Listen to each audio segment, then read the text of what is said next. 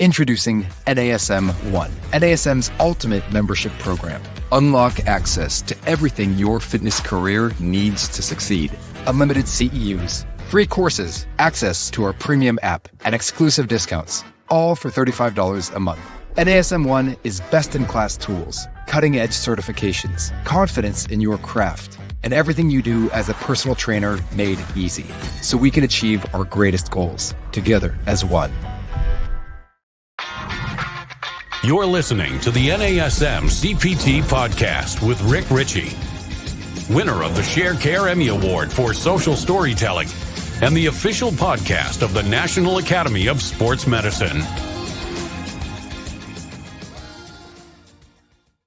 Hey, y'all, and welcome to the NASM-CPT Podcast. My name is Richey, and today we're going to talk about scapular movements. Now, two scapular movements in particular, scapular upward and downward rotation, but I'm a big fan of etymology. So let's look up scapula, shall we?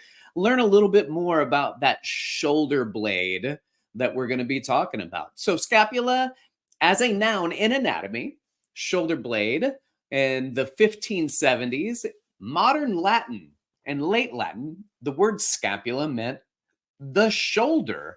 And it probably came from scapulae, shoulder blades. And it's possible that the original meaning or the original concept came from the idea of spades or shovels on a notion of a similar shape. So that came from etymologyonline.com.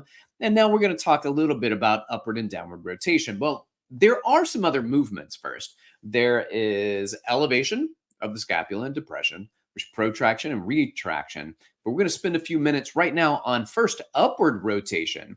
And this is the joint action, and it goes in tandem with either shoulder flexion as you raise the arm up over your head in front of you, or shoulder abduction as you move the arms away from the midline of the body in the frontal plane, like a jumping jack. And the arm in most people can go overhead 180 degrees. But we got to identify where that comes from. So about 120 degrees comes from the shoulder joint itself. So if the scapula is still, the scapula is not moving, then there's 120 degrees of movement in the shoulder joint. Well, then there's 60 degrees of scapular upward rotation. And that's where you take those inferior angles, the bottom portions of the scapula, and they start to rotate away from the spine up. That is scapular upward rotation. So if 60 degrees of scapular upward rotation and there's 120 degrees of shoulder abduction or shoulder flexion, whichever one, then that's going to equal 180 degrees. That's a 2-to-1 abduction to upward rotation ratio. And the muscles that upwardly rotate the scapula, let's talk about them. They're important. We got to get this figured out. Number one, the upper traps are an upward rotator of the scapula.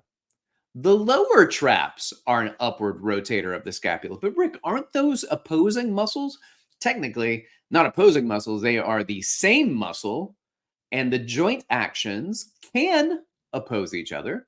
Like upward traps can do elevation, lower traps can do depression, but they both work together in a force coupling to create upward rotation, along with one other very important muscle that is often overlooked. And in many cases today, we see a lot of people saying, oh, you got to make sure you work this muscle. And they'll give exercises to work this muscle. And this is the reason why. That muscle is the serratus or serratus anterior, and it is also an upward rotator of the scapula. You may also know that muscle because that muscle is important to help minimize the amount of scapular winging that takes place in many people. And I had an episode on scapular winging not too long ago. So the upward rotators of the scapula, upper traps and lower traps, and the serratus anterior. And since these two bones, the shoulder, the humerus technically, so the scapulohumeral joint, and then we've got the thoracoscapular joint, they move in this coordinated movement, and that coordinated movement is called scapulohumeral rhythm. The movement that takes place, this 2-to-1 ratio of flexion or abduction going along with upward rotation of the scapula.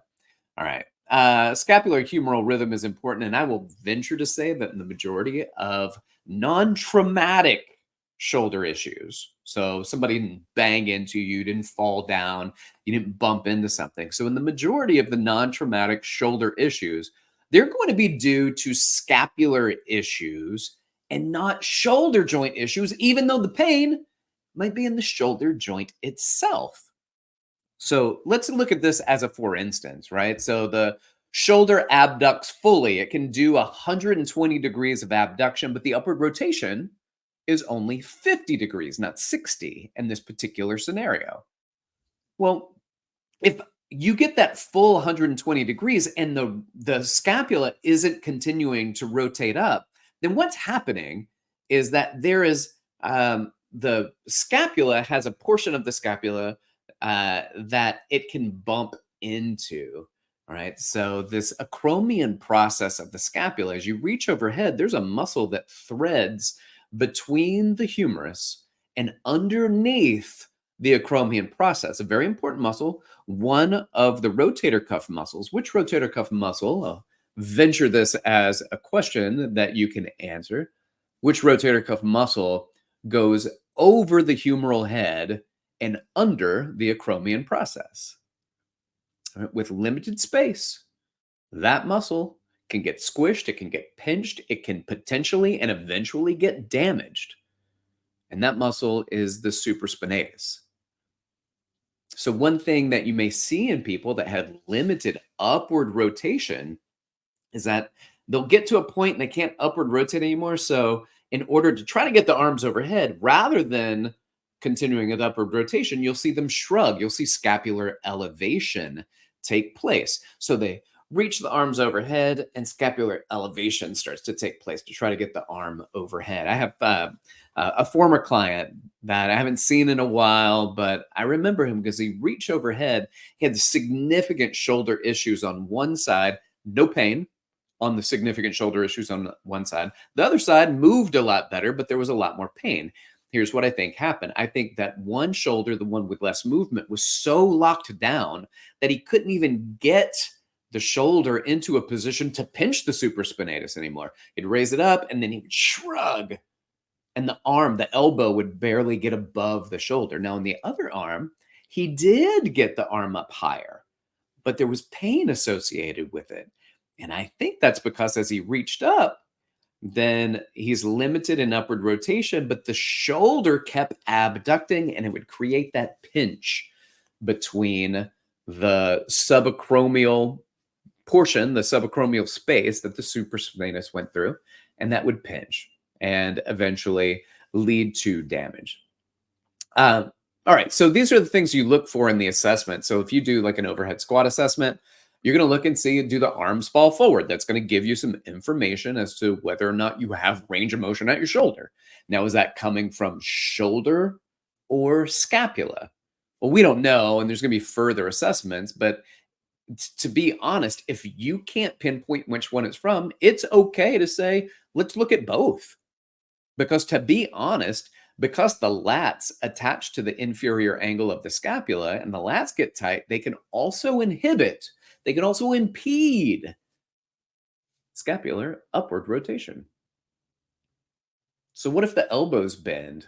I want to see, do the arms fall forward? I want to see if the elbows bend. Why? Because if I take my arms overhead and my elbows bend, usually that's not whether or not I can straighten my elbows. It's whether or not I can straighten my elbows and still have my hands over my head. So people bend their elbows to try to get the arms up. And that's as high as you get your arm up. If you straighten your elbow out, you're making this very wide Y shape. Also, you want to look and see in that overhead squat assessment or any kind of overhead movement as you're doing an evaluation for the ability for the shoulders to go through their full range of motion. Can I go into an overhead position? You want to see if the shoulder blades elevate. Are they shrugging to make it happen? And then finally, and I think probably the most important thing, because I'll get this question a lot. Is there any pain or is there any pinching? And sometimes people ask the question, they say, Rick, I'd have them do an overhead squat assessment, but when they raise their arms overhead, it pinches. So what do I do? That, my friends, is the answer to the assessment. It's not whether the arms fall forward for this particular person. It's not whether or not the elbows bend. It's not whether or not the shoulder blades elevated. It's whether or not they feel pain. That's the assessment. That's what you write down. Just like you would say arms fall forward, just like you would say the elbows bend, all of those things. You're going to say this creates pain, or there is a pinching in the shoulder. So immediately you stop. Stop the exercise. Stop that assessment. You don't have to repeat the assessment right now. What you do is you write down the answer to that assessment, which is the arms overhead create pain. Now, you can still do a squat assessment without the arms going overhead, but when there's pain, the assessment comes to an end. That is the answer to your assessment. All right, now that we got to talk about, since we talked about upward rotation, we have to talk about the opposite of that, which is downward rotation. And downward rotation has muscles that do it too. Downward rotating muscles, just like there are 3 for upward rotation. We're going to say 3 primary for downward rotation as well. There's the levator scapulae. There is the pec minor. And there are the rhomboids. Why do I say there is levator, there is pec, and there are rhomboids? Because the rhomboids are 2 muscles. There's a rhomboid major and a rhomboid minor. They look almost like the same muscle, but there is a differentiation in the space between them. There is a line, a clear-cut delineation where you get the fascial wrapping around the muscle, and then separately, the other set of muscle is wrapped in fascia. So though they are similar and almost the same muscle, they are bound by 2 different fascial binds. All right. Now, I think when it comes to downward rotation that most people are probably stuck in downward rotation. And if you're stuck in downward rotation, it's going to make it very, very difficult to do the opposite of that. So if you're stuck in downward rotation, upward rotation is going to be limited. And you may want to do some SMR, some self-myofascial rolling on the downward rotators. Again, what are those downward rotators? The levator scapula, the rhomboids, and the pec minor. Well, after I do that, I do a little self-myofascial rolling. I do some ischemic pressure, do some massage on some of these tight muscles. Then what? Well, if you follow the NASM corrective exercise model or the corrective exercise continuum, you are then going to do some isolated activations for the upward rotators. And I would say mainly the serratus anterior and lower traps. Not so much the upper traps. I don't think the upper traps need as much work. In fact, the upper traps, if they can't do upward rotation, they'll say, forget it, we'll just elevate. Now, the lower traps cannot do that. The lower traps can do upward rotation or depression. And so the muscle that we want to work, or the direction we want to work, and to get that muscle to work in a certain way, would be lower trap pulling downward on the medial border of the scapula, creating upward rotation.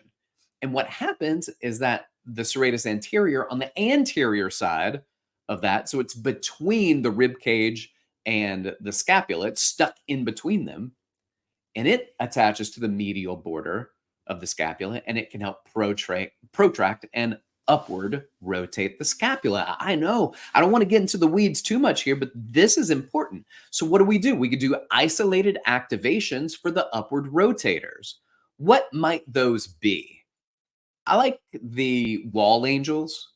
I like sliding my arm, keeping my head, my upper back, my buttocks, even doing a posterior tilt so my lower back touches the wall, and just sliding my arms up and down the wall. It's a great way to do it.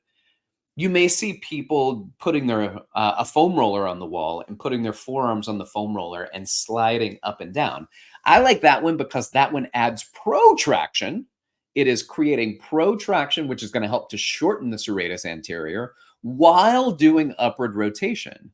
And that may also alleviate some of the pinching that takes place there as well. So that's a good exercise as an isolated activator. So what you do is you do your self-myofascial rolling to release the downward rotators, levator scapula, rhomboids, pec minor.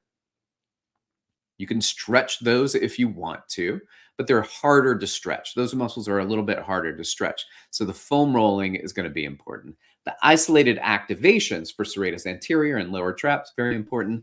And then doing some global movements. Practice pressing overhead. Practice doing your scaptions. Scaption and add protraction into your scaption. Do protracted scaptions. And that can help. Practice overhead movements, those presses and the scaptions, and see if the movement gets better. If so, maybe add some light weights to it and repeat again. Because it's not about doing anything heavy yet. It's about repeating quality movements multiple times. Why multiple times? Because you want to increase the staying power of that movement pattern. How do you do that? You repeat it. You repeat. Do it again. And as you do it over and over again, the nervous system starts to imprint that, starts to encode that, starts to say, okay, this is how we're moving. And if it feels better, the nervous system's probably going to be like, yeah, this is pretty good. Let's keep this up. Doesn't mean you won't have to repeat the corrective exercise strategies. Hopefully and eventually, you can take those corrective exercise strategies out because you don't need them. What's the great thing about corrective exercise is once you've corrected something, then you may not have to do that again.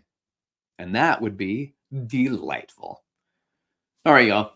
Thanks for listening. Like, subscribe, share with your fitness friends and family. If you got questions for me, you can reach out to me. Hit me up on Instagram or Threads at dr.rickrichey, or you can email me rick.richey@nasm.org. Thanks for listening. Y'all keep inspiring people to fitness. This has been the NASM-CPT Podcast.